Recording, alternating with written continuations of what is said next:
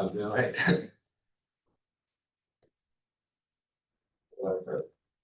Oh, that's good. Yeah, do you want to give a brief introduction? Sure. Yeah. Today we have Etash joining us for the reading group. We're excited to have him. He's currently a PhD student at UW/Stanford, where the PhD looks like he's doing a lot of data work. I think we have seen his papers and talk about them. And today we get a chance to ask the questions that are not answered in the paper itself. Oh, no. And open thoughts. So let's see where they go. Hi, thank you. Yeah, my name is Etash. I'm currently a student at Stanford, and this project is a reasoning data project that I've been working on for this past year almost. And I'm going to be talking about it and kind of the process of the project we've been working on. So I'm sure everyone in this room is familiar, but I'll just briefly go into it. Reasoning is this paradigm for LLMs that kind of came out a year and a half ago, or a little bit less than a year, I guess, about using test time compute to really improve downstream benchmarks that we care about. So OpenAI released this one model that this skyrocketed on evals like AIM, Codeforge, and GPQA, and it was really incredible, like just such a big leap it took in these benchmarks that humans tend to care about. These are very naturally interesting benchmarks, so just they seem to measure intelligence in a way we measure humans. And the way they do this is this very long chain of thought. So they use a lot of tokens during inference, they really think about the questions, and then they finally give an answer. But when it was released, it was not clear how to actually build it. All right, this model is completely closed. We have no idea how to build it. And it's very interesting for a research community. How do we build such a model to do very well? And just to demonstrate this kind of jump, we have this kind of chart that came from Jason Wei about the relative trajectory of evals over time. And we can see that throughout the past years, all these relevant benchmarks have gone better and better and better. But this last jump is because of reasoning. You can see like things like AIM and GPQA and HLE and SWE just took a large jump with this reasoning paradigm, which is really exciting. And it's very natural for us to want to recreate this. And so DeepSeek was one of the models that kind of came out and they kind of talked about how to train this. So OpenAI's model did not disclose any details at all, but DeepSeek did. And so R1 is this SFT reasoning model on these long chain of thought samples, and they built DeepSeek R1 with this. And again, the data for DeepSeek R1 is closed, but the weights are open, and you can kind of see how it works. And it was amazing, right? This model broke waves in the community, and it was very clear that this is a giant step forward for the field.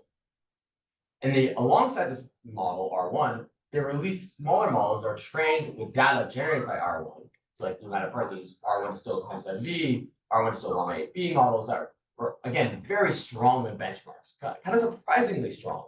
You know, competitive with like closed source models, which is one of the first times this will really happen, which is insane. And it seems possible for us to build this, right? So R1 itself is a 600 billion parameter MOE model. It seems very difficult to build that model, pre-train or fine-tune or whatever. But it seems more likely to try to generate these models. Right? These are scales that our researcher or person in the community can really interact with and try. So it's a very natural desire to want to build these. And there's a couple other reasons you might want to do this. So you can really tune the performance of that model using different things. You get complete privacy of your data. Latency and costs are very low if you can really manage it. And you can have a lot of ownership over your data and your model itself. And so the first kind of fully open model to do this reasoning paradigm and generate a reasoning model was Guy-T1 from Berkeley.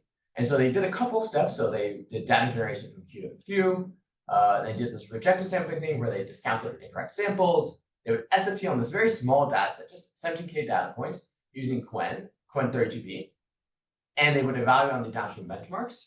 And again, it worked really well. Again, surprisingly well for such a simple recipe. Are there any questions thus far? And if there are any questions, please just stop me. But yeah, they found this 32 model to be very, very competitive with existing models and better than the Qwen 32 instruct model. And we wanted to do this better, right? How do we generate a reasoning model even stronger in the open? And everyone in this room will agree that we think data is the best way to do this. At least I hope everyone in this room agrees. And so like MNIST, ImageNet, and Web Image Text are these like great data sets that really fuels the community to generate better models. And we want to do the same for reasoning. So DataComp is a project that we've been working on for the past 2.5 years, where the first one was like CLIP. So we generate a lot of like data sets for CLIP. The next was like pre-trained language models, so these large unsupervised corpora text data sets. And the next one we're going to release, that we just released, is called Open Thoughts, which is the post-training equivalent. So our very first attempt at generating an open reasoning model was Spoke Strato 17K. So it's actually very much similar to the SkyT1 data pipeline with a small tweaks. Again, this is no science at all. We did this over a weekend. Absolutely no rhyme or reason. So the things we did is we swapped the teacher out. So the SkyT1 paper used Q.Q. We swapped it for R1. Intuitively, it's a better model. Hopefully, it should be a better teacher. And in the SkyT1 paper, they did this weird step where they would rewrite the reasoning trace to make it more humanly attractive, I guess. It was like very simplified it. We removed that. We didn't know if that was really necessary. And we changed how we do rejections. So in their pipeline, they kind of would extract answers from the math questions by using regex or SymPy. And we found a more accurate way to do this is using an LM judge. So if you want to verify your math answers in your data set, you can just use an LM judge, which is better.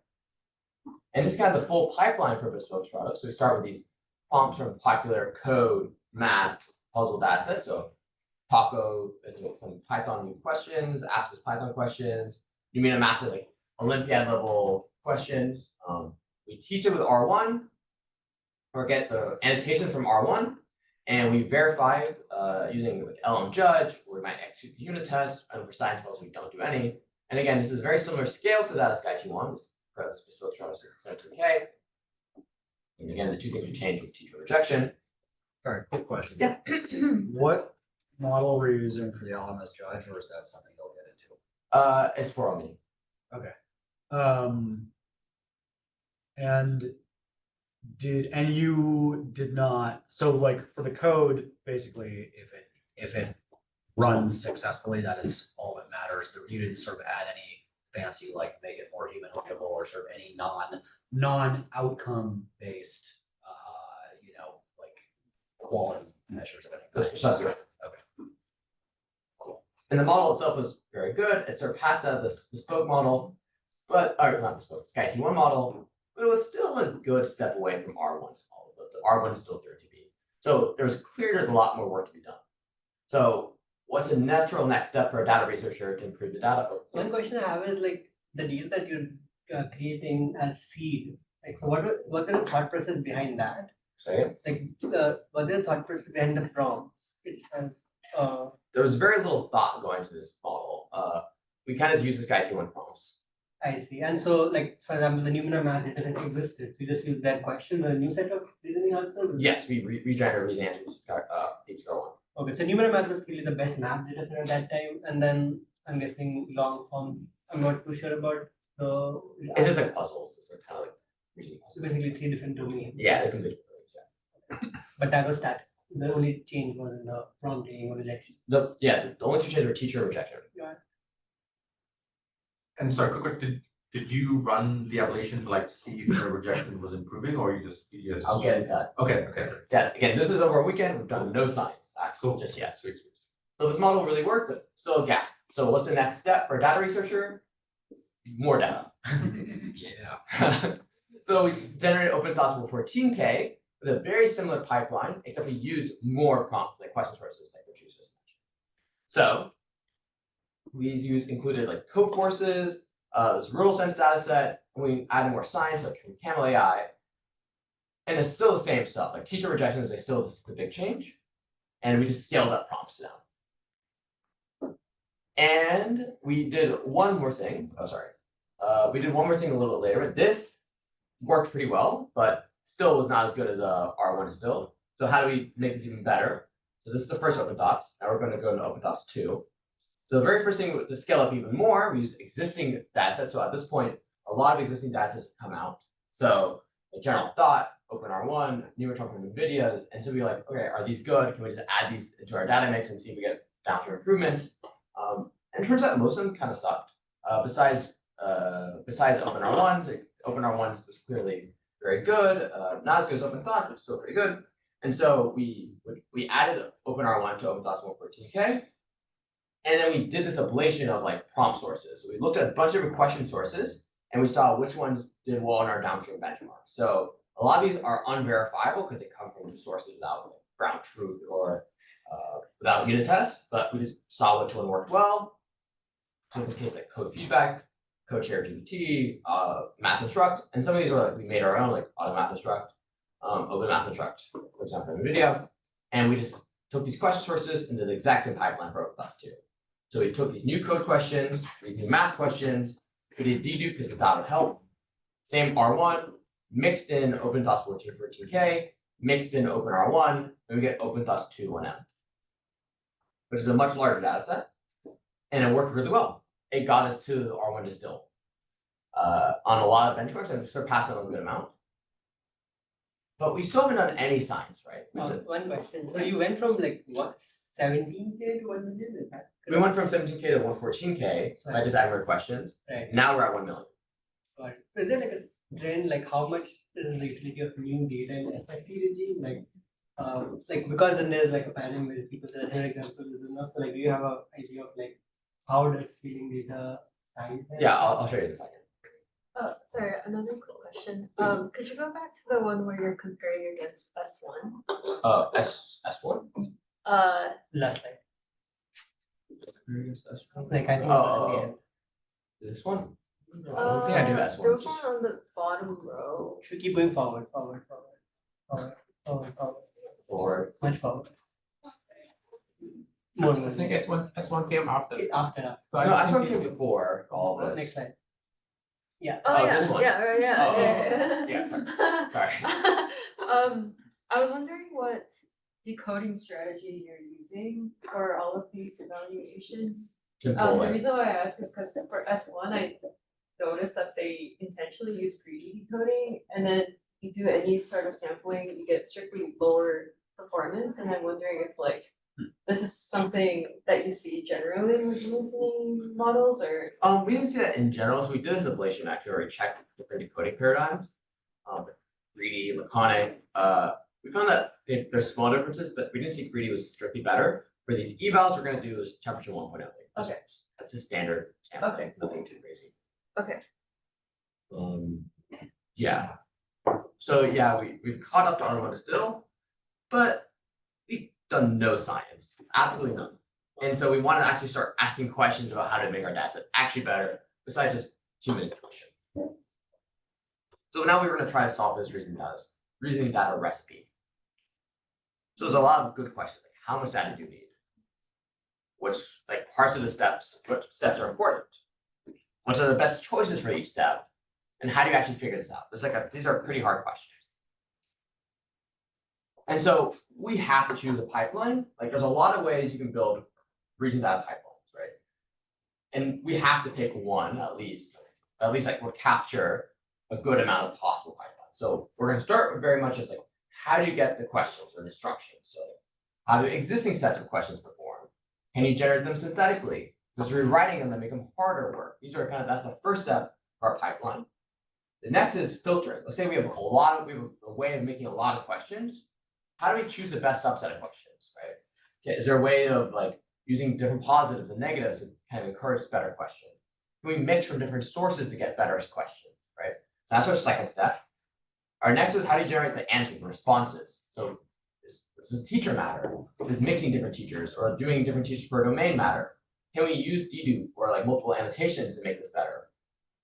And finally, once we've answered all our questions or annotated all of our questions, can we do filtering? So can we do different types of filtering the answers? Can we do verification?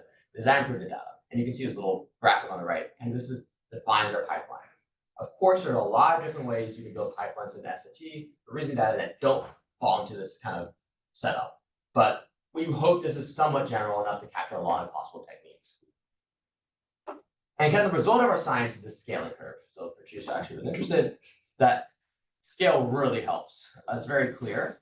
And comparing OpenThoughts 3, the resulting data set, to like existing sort of data sets, Neutron Nano, AM, etc., it was clear that it performed better on a lot of different scales, which is very encouraging across a lot of different. I have a quick one. Oh, I was wondering if this is tokens or number of samples. Number of samples.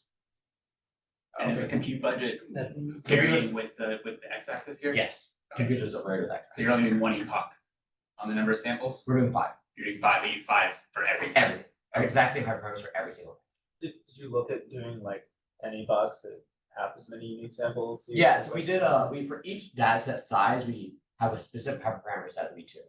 So we looked for that for like 1K data set size, we did hyperparameter and we chose the best for that. And that was 5 epochs across the board. No. So for less data, more epochs are better. Oh, okay. For more data, less epochs are better. Gotcha. So it's 5 epochs up here. That's in a different plot or in this plot? That's in this plot. So Okay, this so plot- this is 5 epochs, this is more. Yes. The number of hyperparameters is different per plot. Yes, the hyperparameters are different across scales, but they're constant across data sets.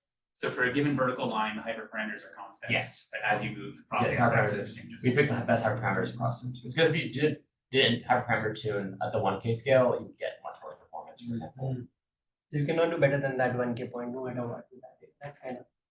Yeah, that's the best we could do with 1K. That's the upper bound across. Yes, the that's what we, hyperparameters that's you see, right, right? of course, yeah, exactly.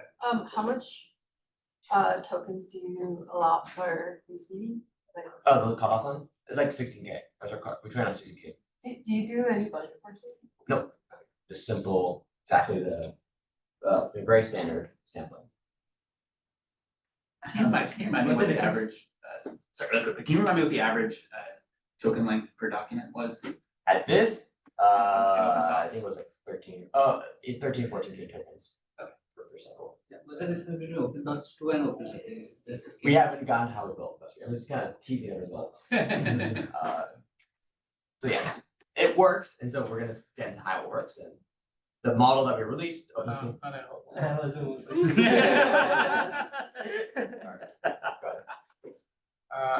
I have a question. Yeah. So the first checkpoint is at like 100 examples or like 200 examples. The first checkpoint is not 1K, right? The Sorry. very first checkpoint or the very first model, starting from the left. Yeah. What's the number of examples at that one? Oh, that's 316. So then my question is the baseline is the dotted line at 22, for example, for DPQA, right? Yeah, the dotted line is the base model, 22.5 Soviet. So then from 0 to 300, you jump by 20% or 15%, and then from 300 to the end, you jump by 20%, right? For GPQA. For GPQ, yeah, sure. So do you have explanation for what kind of examples are solved just by after seeing 300 examples? Because just by seeing like the first 300 example, you solve as many examples as the number of examples you will solve after continuing from 300 to 1 million. So we don't have that for science, unfortunately. We do have that for code. So for code, we actually saw that as you increase scale, all levels of difficulty, so their LCB, or live code branches, separated into 3 categories, so easy, medium, and hard. And as you scale up your data, you slowly get better on each of them, easy, medium, and hard.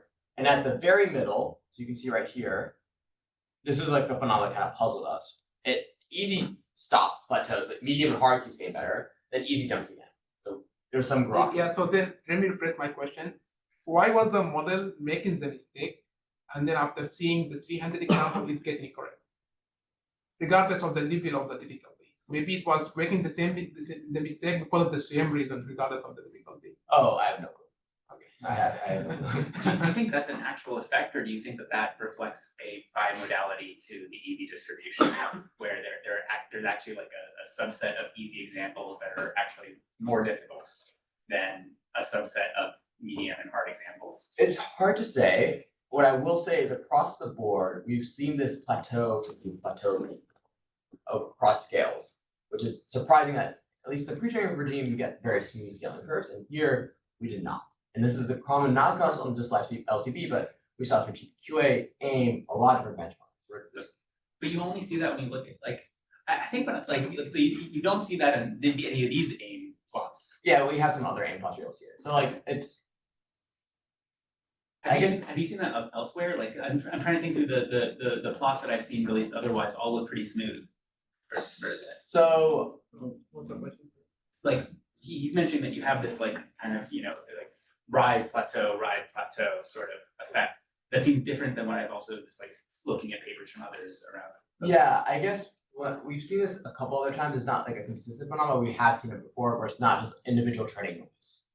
I guess that's what I would say. It's not something with training noise, and you can actually recreate this. But if we actually retrain at the 300K and 100K levels and seeing is this dip constant, and it is constant. It's not training noise. So there is something going on. And it exists on the average benchmarks, not just on the subset of the benchmarks. For like code, for example, it's like it happens in a lot of different places. It's not a clear phenomenon that we proffer an explanation for. I only answered the first part of my question. I asked only the first part. Okay. So the second part for live code bench, what happens between zero examples seen and 10,000 examples? You mean Oh, why like, it gets worse? it Yeah, gets what worse happens and here then it gets exactly? better? I have no clue. Okay, it just does. It's bizarre. That was also the first part of my two-part question. Yeah. The second part of which is basically the complementary question, but for GPQA, where you see, which is sort of what I'm alluding to, you see this immediate jump even at the, like, did you ever go back and be like, okay, well, can we get that jump with like 100 samples, with 50 samples, with 10 samples? The fact that you see this large improvement across all of the different, like, all of the different, like comparisons, and it is that immediate, makes me feel like it's like, is it like a formatting or style thing more than an actual like Probably. ability? We didn't try with less than 200. We only did 300. How many dogs did that end up being? 300, for 300, I think it was. Okay, so not like a huge, it was very small. Yeah, it's still very small. Okay. Do we have any more questions about this specific clause? Yeah, produced us. So I'm very surprised that the angle of all the lines is very same. Like I would have thought that some data sets are more diverse and have a much higher slope than others, but this kind of shows that pretty much all data curation strategies, even an initial offset, have the same slope, which is very interesting to me. Like Is it? Well, the slope is pretty much same. I will say there's some confirmation by it because these are all good data sets. We don't include bad data sets in this pod to make it clear. Like there are other data sets that don't have grayscaling. I see, which flatten out. or Yeah, flat out. Like slope. these are just the best ones that we've chosen. I mean, yeah, it also looks like you still have a lot more juice here. There is a lot more juice. It's hard to train on that juice, but we Yeah, would try. you expect like another data set that has a much higher slope than everything else? Like just maybe it's chosen more strategically or diversified in a certain way where more examples has more than others? I mean, yes, it's probably a better data crate taking open thoughts. I don't know. The better slope, I don't know. Yeah, I mean like not the offset. I feel like the offset is probably something that you're looking is clearly different between all of them, and that kind of Yeah. stays the offset of this. What do you think would happen? Say that you trained for, if you trained for, the first 1K, well, I guess this isn't curriculum, but like if you mixed in 1K of Nematron reasoning with open thoughts, then you wouldn't have the offset anymore, but you'd still then have The slope. would the slope change at that point? Like I don't know. More slope, yeah, like- It have to, right? I think answering the question I asked at the beginning, is what kind of examples are solved at 300? Yeah. This will tell us. Maybe. Yeah. Question, and not about this though. Okay. So in the previous slide, you mentioned the pipeline for data curation. So doesn't this because it's a multi-step process, doesn't it sort of add a possibility of maybe noise or hallucinations? And that sort of translates into a degrading data. Sorry, do you mind repeating that? So Because it's a multi-stage process, because of LLM hallucinations, does it sort of introduce noise or inaccuracies in the final data that's being curated? oh yeah, there's definitely wrong answers. Yeah, do you solve that, or is there? I'll how get do to you- I'll get to this point. Okay. We've gone over no science yet.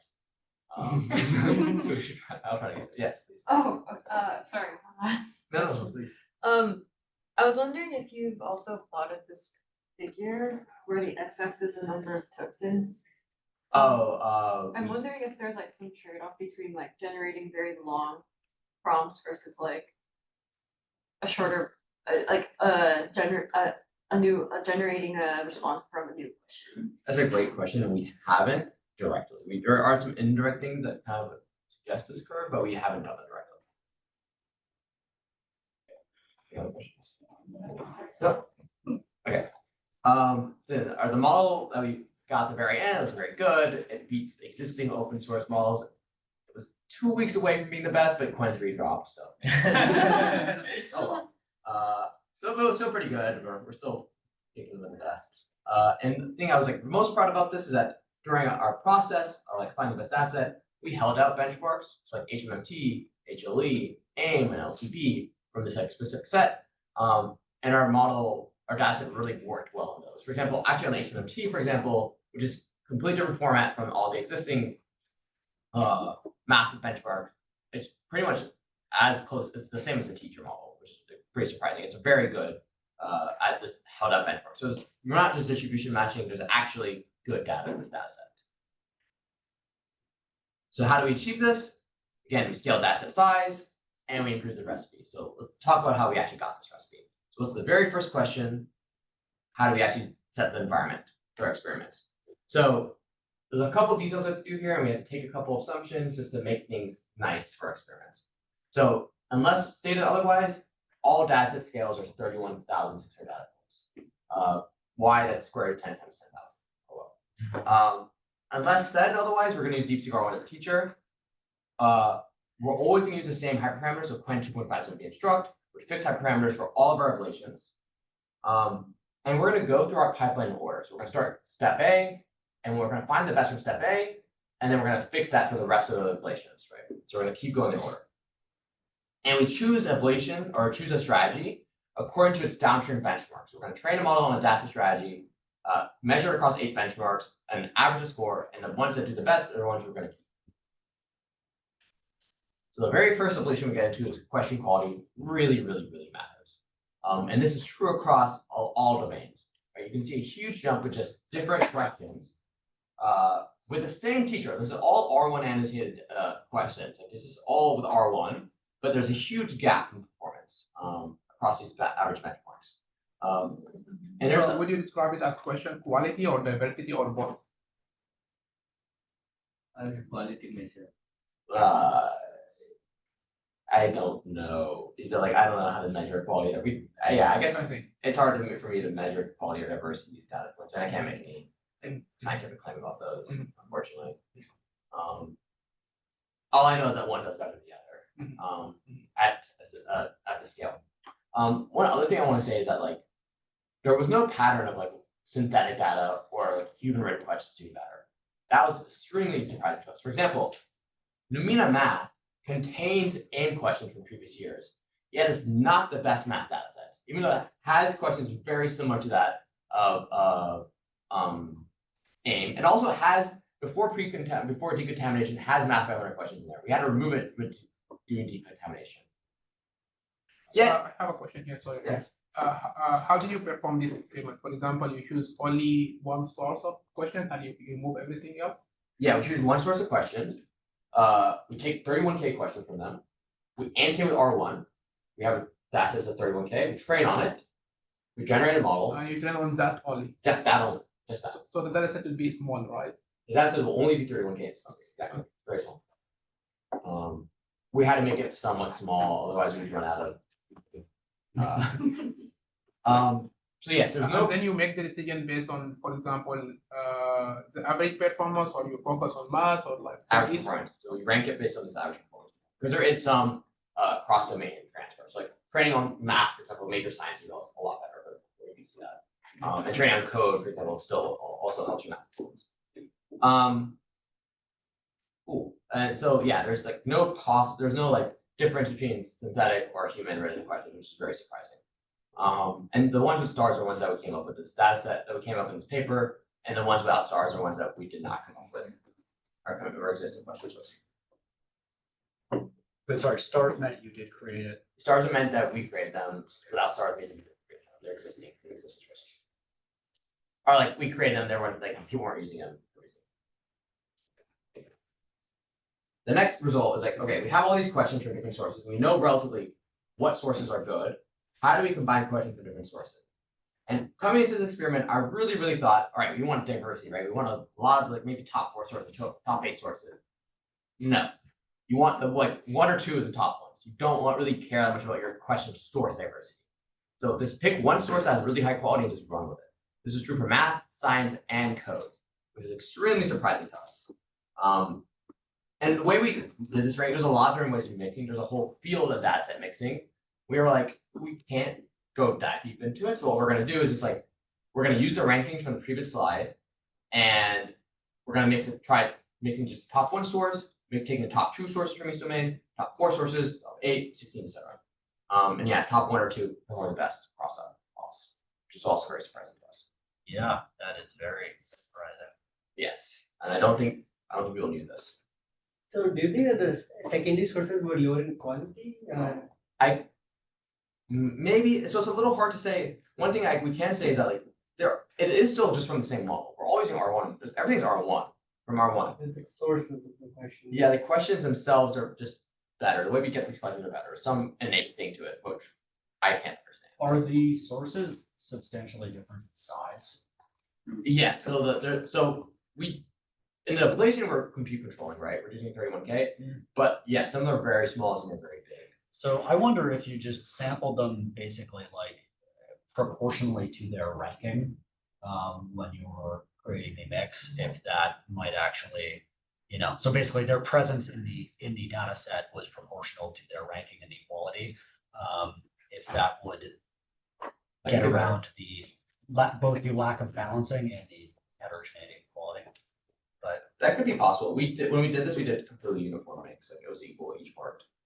Equal in terms of number of tokens per source or questions per source. Okay.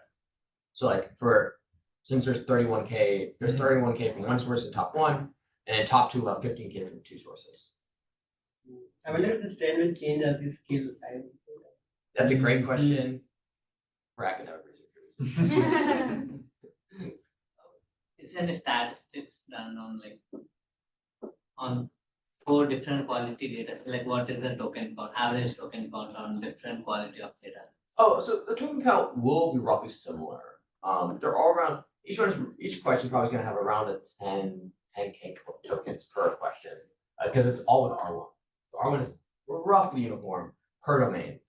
Across different domains, it's slightly different. So for example, it's more verbose in math questions for science, but within that, it's roughly similar, but not, we didn't exactly pull this. Do you do any selection of within a source which documents? That's the next slide. Okay. But this experiment is assuming random selection. Random. Okay. So you brought up a great point. Okay, so we know which sources to take from, and even with top 1 math sources, that there's just too many questions for us to annotate. The top 1 math sources is open to math to math is 11 million questions, and we can't annotate all of them cheaply. So how do we pick the best ones for math, code, and science? So we pick the best questions, and we're gonna try a lot of different filter techniques, including ones from like BCLM, like these standard pre-training ones, and the ones that they said didn't work, like these LM ones. And we found across the board, LM-based question filters worked really well for post-training data sets. So the ones that you see at the top is response on selection. So basically, we take each question, annotate with GPT-4o1 Mini, and we just take the questions with the longest response. That's it. Difficulty-based selections, we just ask a model, how hard is this question on a scale of 1 to 10, and we take the hardest ones. Things that like FastX or embedding-based filters, we tried like almost 10 different filters, all worked worse than just the simple thing of like response length or difficulty-based, which is I find it very depressing that response length is the most effective filter. you're telling me. Okay, also, yeah, what's so the baseline was like random selection, right? Baseline from this slide is random. And what, okay. Random that the table should be too big to include a random. There's like 5 or 6 strategies that are below this. I see. When you show the top one. A random somewhere in the bottom. Okay. Interesting. So yeah, using LM filters work well. But I guess so like if you're taking the longest responses and you're training for a fixed number of documents, you're effectively training for a little longer. Is that That could be could true. that be So- part of the explanation? I would make this caveat that we're not actually training on the annotation from this thing. We're annotating with a smaller model, like a I worse see. model that's cheap. The GPT-4 mini is much cheaper for us to use than R1. And Are they Yeah. correlated though? we didn't measure that, but maybe. Probably. Probably. Assume, right? I would assume. Like mini is a presumably a distilled version of stuff. It's possible. Yeah, it's like we didn't measure it, but it's possible. Okay, so yes, this is a huge jump, and just picking different questions based on this LM-based filter was a huge boon for us. That I don't think a lot of people got onto. Wait, and sorry, did you do that just for the best single data set, or did you do that Across, across? so we did for like math is 1, because one is best. For science is 2, and I see, so first you found the optimal see. source mixture, and And then we then applied from that. within that, then you yes, built and it. it's we're still doing, we apply the filter to each source and still take the top 15K. For example, for science, we're gonna take the top 15K from each source after filtering. So Mhm. each source is gonna be equally represented in the final mix. Okay. Okay, so now we have our questions. How do we annotate them?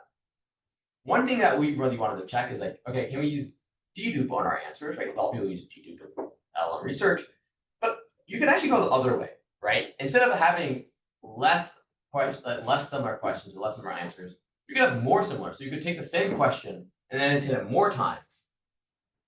And that actually worked better. So having less question diversity, but more answer diversity improved our scores.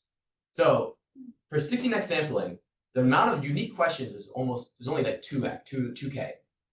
And annotating 2K questions 16 times was better than annotating 31 questions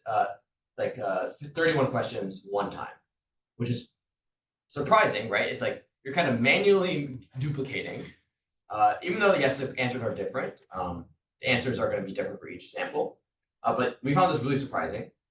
One question is, so you're doing 16 different types of prompts, I guess, to get the diversity? No, this is temperature sampling. Just temperature, exact same problem, not different at all. And then when do you apply the dedupe? We apply the dedupe on the question side. So as that, we apply filtering, then we dedupe, and then we apply the 16x. I see. Okay. And what was the temperature used? 1. Sorry. Please.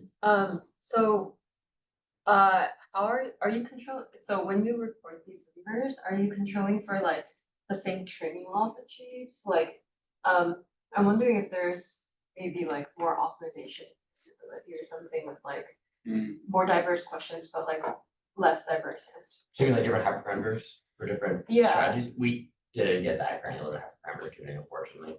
I mean, it's possible. It's completely possible. Different hyperparameter tuning for different would do different. It's a little expensive too.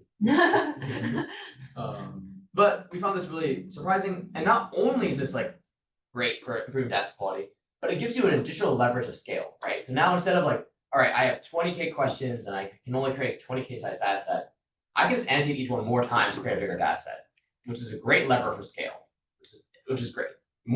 Better, easy. It's a really easy measure to scale. Okay, so this is our answer diversity. This is what I think a lot of people get wrong. Answer filtering did not help at all. So just doing random filtering on the answers worked best. So people in the reasoning always do different verifications. So like they'll do unit test filtering, they'll do ground truth filtering, they'll do GPT, the last if it's right or not. None of those outperformed random filtering in our tests. So and not throwing away any samples was the best, always. So sorry, in this case, you have a bunch of you keep like all 16 annotations, and you just train on them, you do not do any selection. Yeah, so the top one is, so what we do in this experiment is we take 60K questions, we annotate them to the R1 using the strategy for the best one for the previous thing. We get 60K data points using the superior strategy. And then we use answer filtering, so we eliminate incorrect answers according to that verification technique. And then we create 31K size data sets. That's true for all of them except for the very top one, which we just train all 60 about throwing away anything. And across the board, not throwing away anything was the best. And just even a lot of times random filtering was the best. If you did throw away, just doing it randomly was better than doing any verification. Picking the shortest answers, picking the longest answers, GPT. How much more compute was in the no filtering? Twice. Twice as much compute. Okay. Did you inspect the bad answers according to any of these filters? And did they make like, were they actually bad answers? I expected them. I had some like hallucinated pattern that I thought made sense, but as a predictor, probably not. And I'm wondering, like, an interesting experiment to do here, I assume you wouldn't have done this, but an interesting experiment to do here would actually be to ask, like, ask the model that's generating the answers to actually generate bad reasoning traces in various ways. Like, say, generate subtly incorrect reasoning traces, and then titrate how many of these bad reasoning traces you put in, and see if this changes. This result would suggest, presumably you do have diversity in your answer quality. And presumably the filters are doing something non-random. Yes. If those two are true, then it would imply that including bad traces is still helpful. That's what this is suggesting. Yeah, so the experiment I suggested would be explicitly doing this where you know what's bad and what's good. Sure. And then if that happened, that would be very And there's a paper, right, that says that random answers is actually better than. Yeah, I guess it's a different regime because they're going RL, right? It's a completely different regime. Yeah. But the Anthropic paper had the Anthropic then had a follow-up where just with SFT they were able to extract all these properties. I think again it seems to be the base model, but you were able to get all the base model performance out without RL. So it could be that maybe the answers don't matter at all, and all you're doing is extracting stuff from the base models here. It's possible. I don't know how we didn't test this. I got this through paper. Maybe like a few wrong chains, but then you also tell that this is a wrong chain is probably even more valuable. That certainly seems like, but here there's the filters, you just remove them, right? You didn't leave them in or anything. Yep. Yeah. This is on the top sources, right? You think like if you do it on like the other sources which are bad, you're gonna get a different result. That It's might be possible. We didn't test it. okay. Unfortunately, there's a lot of good questions that we just couldn't test. This is up to filtering questions, right? You didn't do it on a random. No, there's filtering answers. Yeah, but the questions they used were those, to generate those answers. Did you filter those questions? Yeah, Did you we use the filtering strategy for this. Do you think this, you would maybe see separation of performance by not filtering the questions first? Maybe. It's possible. Again, we didn't test it. I think it would result in too many attacks. Yeah. Yeah, we didn't test. These are great questions. We just don't have answers. So yeah, NSPIP did not help. And this is one of the more surprising ones for this thing. So throughout the entire paper and throughout almost all reasoning research, people assume that use R1 is the best model, it's gonna be the best teacher. And we did not find that. If you swap in the weaker teacher, so Q to the Q is the weakest model out of all these three models, it's the best teacher. So training on the weakest model was the best teacher. That baffled me, and was very surprising. Yes. Sorry, please. have you checked how interpretable the different reasoning traces were for these different models? Yeah, we looked into them. The only meaningful thing that we found that made sense to us was that Q is more verbose, so maybe that's helpful. But in terms of actually differentiating what these things look like and maybe what are easier to train, it's not clear. None of them is really actionable. So yeah, I mean there definitely is something in these chains, but we weren't able to find anything usable. But yeah, this is surprising for us, and I think goes against what everyone does in the field. Do you think the weaker teachers are probably better because of the context length, like the output context length? Do you think it's probably easier for the student to kind of learn these? So we are fixing context length over all these, but you are right that Q to Q is more verbose. So it's I think 1,000 on average 1,000 more tokens. What do you mean by more robust?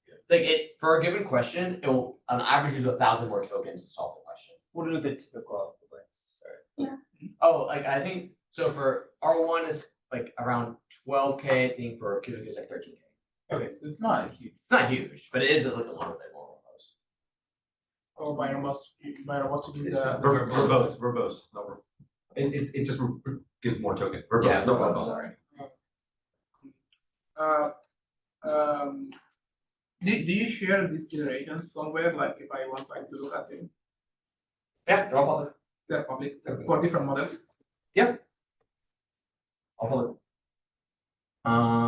Do you expect like a curriculum here where you start with Again, another great point. that we didn't and test. then go to R1 as like a stronger teacher? Yeah, again, another great question. We did not check. Maybe it's possibly there's some curriculum with do. But yeah, those are all the science questions we did, and we kind I of mean, if you go back, like, I'm surprised that there is no clear difference between the generations, like looking at Microsoft, like using 4+ like 29 and like DeepSeek, like, there are differences. Like they do sound a little bit different, have a personality, but like not one that I knew how to make a better data set with. If that makes sense. Like they look a bit different, but I could not give you a scientific claim about why the quality of one made a difference. This difference. One thing is, do you think it also depends on the base model? Which teacher would be best? This is a great question. So I think a lot of people are thinking because we're training from combined models Yeah. that Q2Q is better because it's in the same family. Completely possible. We did not actually do that. It's a great. Right, like if you're finding free 4 for instance, I think that would probably be. Yeah, it makes a lot of sense. Do you think you would have gotten, like, do you think if you use like 2 teachers, one weaker teacher first and then the other stronger? Like the curriculum thing? Well, yeah. Yeah, it could have. Again, it's a great ablation that we did wrong. There's some work on progressive distillation. I think does that. Yeah. Yeah. There's progressive. Yeah, and we didn't try it. Any more questions? Where that you can see across scales that these design choices stack. And so, okay, we have this great data set that we have this pipeline, now we're gonna scale it up. So this is a Sankey diagram of what our final data look like. It's mostly math, and that's what we did for the first open thoughts, and we kind of keep the same ratio. So first we're gonna take all these sources that we found were good, filter them, deduplicate, randomly sample, generate multiple answers, and that's our final 1.2 million data set. And again, it's a very good data set. We're very, very proud of it. And these existing ones. The data set got very popular. It was on like open Hugging Face trending, like #1 for like a month or so. The model is also very popular. And we have everything we use to generate this data set and all the stuff all there. It's almost like, I think we trained around the paper on 1,500 models, a lot of different things. And yeah, this is the kind of the paper. There's a huge team that I want to thank, especially my advisors looking in the edge in, who can help with this. Yeah, that's the whole paper. I have extra results, but if we have time, I don't know. If you got results, We got we're here for them. Okay, so I think Can a lot of I have a question about the data before we get more results, just because I have was having some fun looking at it this weekend. So are the responses and like the annotations capped at 16K tokens? so during generation. Yes. For R1, yes. For R1, no. For Q2Q, yes, because we generate those using R1. Okay, because one of the things like when I was looking through there, like it looked to me, and I just want to check if like I did something wrong, that like a lot of them, the generations for the thinking trace go on and don't have an end thinking token in the data set. Yeah, 60% are not finished, you're right. Okay, And filtering those out hurt the data set. okay, And actually forcing it to finish, so you can put like the end thing token and make it finish, also hurts. all right. Did you, okay, so but like filtering them out also really decreases your number of data points, right? Yeah, so like, we didn't try the compute controlled version, but for creating the best data set, we have to throw away the ones, right? We could retry rejourning, but I do think adding in incomplete ones still helps. right, so you think giving it most of the thinking, but like, I mean, because a lot of those presumably don't have the answer, they just have a lot of, or like, they just have a lot of thinking. I mean, did you look at those to see if like maybe it's just like stuck in circles, like? We did look at them. It didn't seem like it doesn't seem like ones are just. Okay, so mainly you're just like, these still work for training, so let's not Yeah. do more with this. We tried this finishing thing where we actually made it finish. So you can make it finish by adding an ending tag, generate 14,000 tokens, ending tag, and let it finish. And it does do that actually. It's kind of surprising. And we train on that. It does have some sort of effects. Like for example, code, it has better formatting. So I always add the Python tag, which sometimes OpenClass 3 does not. But overall actually was lower across the board. Okay. So yeah, the other results, so we train on a long model and the model still is very good. Like everything works and actually the slope is higher. So the llama model is improved more than when we train on the model on like benchmarks like AMC and Math Encoder. So like you could these work for llama models. So okay, your Patrisha's point regarding the P model not performing well on the twin model. Have you tried the P model with the llama models? We've not tried training on P models, we only tried llama. But this data now is curated using Yeah. And it works and it's okay. I I mean, also- so is there is there a bind between the base model, the data, and the teacher? It's very possible there is, we did not test it.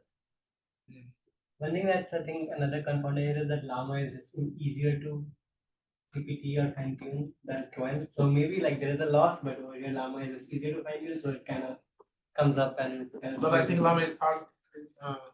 It's harder to reason or to train for reasoning. I think the point we include this slide is because I think a lot of people like, oh, all these reasoning capabilities are specific to when we're like, well, you can do really well if you know what you're doing. Definitely, yeah, great that.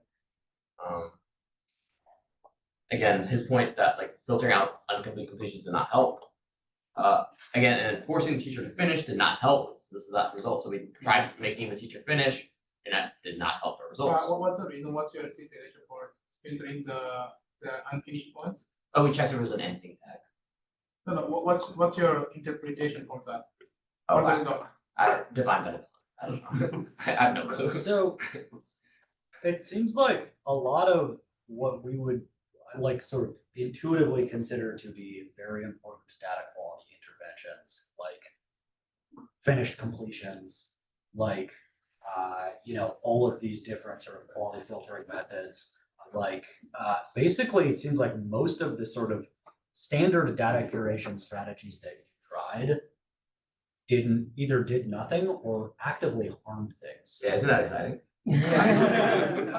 Yes, it How we is. have this high quality? I mean, what it smells like to me is a lot of research opportunities. Yeah. But like having spent, being the lead author on this work, I would be very curious if you have sort of like a larger intuition for why the things that typically work for other sort of domains of data curation do not seem to work here. I have intuitions. I don't know if they're predictive at all enough to results. I don't know if I do have intuitions, but I wouldn't feel comfortable saying that they have any scientific backing. Okay. That's fair.